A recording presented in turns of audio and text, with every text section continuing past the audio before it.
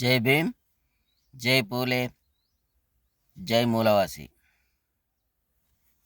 అందరికీ నమస్కారం. ప్రజలారా, పెద్దపల్లి సెగ్మెంట్లో ఉన్న ప్రతి ఓటర్కి విన్నపం. నా పేరు మొయ్యి వేణుగోపాల్. బహుజన ముక్తి పార్టీ నుంచి వెళ్ళి ఎంపీ అభ్యర్థిగా పోటీ చేస్తున్నాను. మంచం గుర్తు మాది. ఓటు వేసి అత్యధిక మెజారిటీతో గెలిపించాలని కోరుతున్నాను. ప్రజలారా, ముఖ్యంగా మీ అందరికీ తెలియజేసేది ఏంటంటే, వారసత్వ రాజకీయాలను ప్రోత్సహించకండి, అగ్రకుల పార్టీలకు ఓటు వేయకండి. సామాజిక వర్గం నుండి నేను పోటీ చేస్తున్నాను. సామాన్యులను ప్రోత్సహించండి, సామాన్యులను గెలిపించండి. చట్టసభల్లో ఉంచి మీ పక్షముగా మేము మాట్లాడడానికి సిద్ధంగా ఉన్నాం, పోరాడతాం. మన సమస్యల కొరకు, ప్రతి ఒక్కరి కొరకు, పెద్దపల్లి సెగ్మెంట్లో ఉన్న ప్రతి ఒక్కరి కొరకు.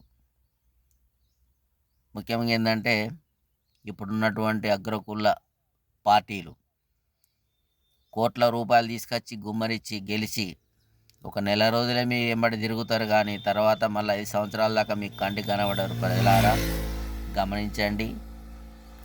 ఎక్కడో బట్టి ఎక్కడో చదివి వీడికి వచ్చి ఎంపీగా గెలిపించండి అంటే నమ్మకండి. డబ్బులకు ఓటును అమ్ముకోకండి, ఓటును నమ్ముకోండి, అమ్ముకోవద్దు. బాబాసాహెబ్ అంబేద్కర్ గారు ఇచ్చిన మంచి ఆయుధం మనకు ఇచ్చిన ఓటు హక్కు. దాన్ని సద్వినియోగం చేసుకోవాలి తప్ప ఓటు అమ్ముకోకండి. ఓటును నమ్ముకొని ఓటేసి ప్రశ్నించండి, ఎందుకు చేయట్లేదు మాకు ఈ పనులు, ఓటేసి గెలిపించినామని. మీరు అమ్ముడు పోయి ఓటేసి గెలిచిన తర్వాత వారిని ప్రశ్నించడానికి కూడా అవకాశం ఉండదు. ఎందుకు అంటే, పైసలు తీసుకొని ఓటేసినావు, మెడలు బట్టి బయటకు దొబ్బుతాడు. కాబట్టి ఓటు అమ్ముకోకండి.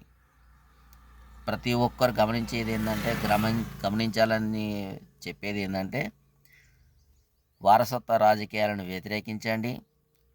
ఈ మత పెద్దలు, మత సంఘాలు, కుల పెద్దలు, కుల సంఘాలు, తాపీ సంఘాలు, వర్తక సంఘాలు, ఫోటోగ్రాఫర్ల సంఘాలు, ఆటో సంఘాలు, కారు ట్యాక్సీ డ్రైవర్ల సంఘాలు, మీకు అందరికీ విన్నపం ఏంటంటే, ప్రజలారా, ఈ సంఘాలను ప్రలోభాలకు గురి చేసి మీ ద్వారా ఓటు బ్యాంకు వేసుకొని ఓట్ల ద్వారా గెలుపొంది అందుబాటులో లేకుండా పోతారు.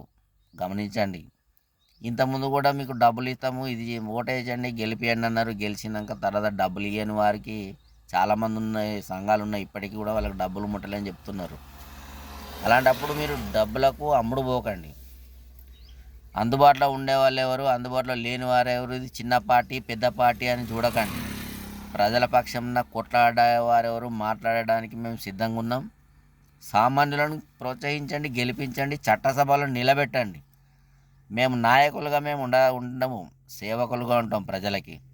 కానీ వాళ్ళు నాయకులుగా ఉండి అజమాయించే వారిగా ఉంటున్నారు తప్ప ప్రజలకు సేవకులుగా ఉండట్లేదు. గమనించండి. ప్రజలారా, మీకు మేము సేవకులుగా ఉంటాం, సేవ చేస్తాం, నాయకులుగా కాదు.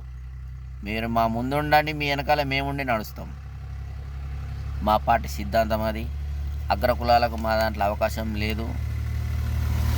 దళితులం, ఆదివాసీ,